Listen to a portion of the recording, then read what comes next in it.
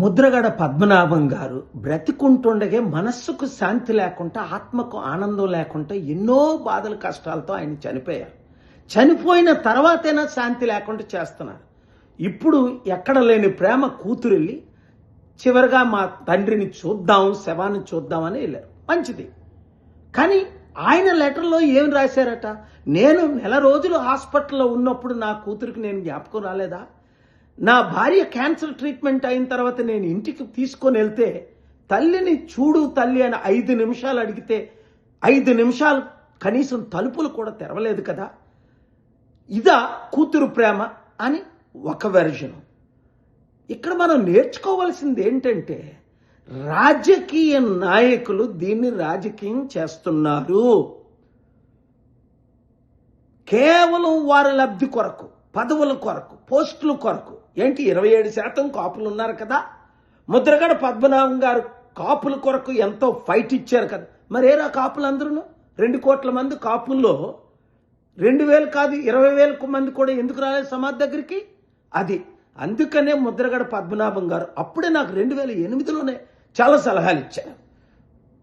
మా vice president అప్పుడు కమలాకర్ గారని గండికోటి కాల్ చేసి ఇలా పాల్ గారు పార్టీ పెట్టారు. పాల్ గారు శాంతి సభలు నేను అటెండ్ అయ్యాను కాకినాడలో.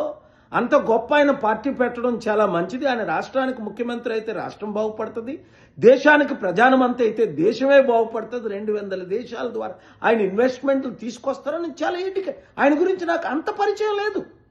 ఆ తర్వాత 2-3 సార్లు మాట్లాడడం తప్ప. కానీ ఆయన కోరిక నెరవేరలేదు కదా. 27% ఉన్న కాపుల కొరకు ఆయన ఎంత ఫైట్ ఇచ్చారు. ఏరా కాపులందరూ? అప్పుడే అన్నారు నాతో, కాపులకు ఐకమత్యం లేదండి, ఇలా అమ్ముడుపోతారని. అదే జరిగింది. రాజకీయ వాళ్ళ పార్టీలు పదవుల కొరకు ఇప్పుడు చనిపోయిన తర్వాత కూడా రచ్చ చేస్తున్నారే తప్ప. కాపులారా ఒకటి గమనించండి, ముద్రగడ పద్మనాభం కోరిక ఏంటి? 27% కాపులున్న వారు ఎందుకు ముఖ్యమంత్రి కాకూడదు? ఏ 3% ఉన్నోళ్ళే 5% ఉన్నోళ్ళే మనల్ని ఏలాల 70-80 సంవత్సరాలు. రెండోది, కాపులకి ఎందుకు ఐకమత్యం లేదు?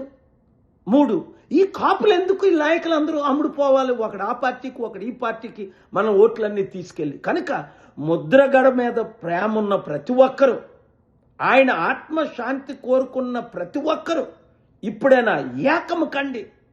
ఎస్, 60% ఉన్న మన బీసీలు ఎందుకు ముఖ్యమంత్రి కాకూడదు? 27% ఉన్న మన కాపులు ఎందుకు ముఖ్యమంత్రి కాకూడదు? కేవలం కుటుంబ కుల పాలనే నడపాలా? ఇంకెంతకాలం ఈ అవినీతి? ఇప్పుడు కూడా శవ రాజకీయాలు చేస్తున్నారే. ఆయనను ప్రేమించిన ప్రతి ఒక్కరూ కులాలకు మతాలకు అతీతంగా నేను ప్రజాశాంతి పార్టీ పెట్టాను. అది అందరి కొరకు, అందరి అభివృద్ధి కొరకు. వీళ్ళు రాజకీయం చేయనివ్వకండి, ఆపండి. మన అందరం ఒకటవుదాం. ప్రజలకు అండగా, నిరుద్యోగులకు ఉద్యోగాలు, రైతులకు న్యాయం. అది ముద్రగడ గారు ఫైట్ ఇచ్చింది. ఆయన కోరికను నెరవేర్చుదాం.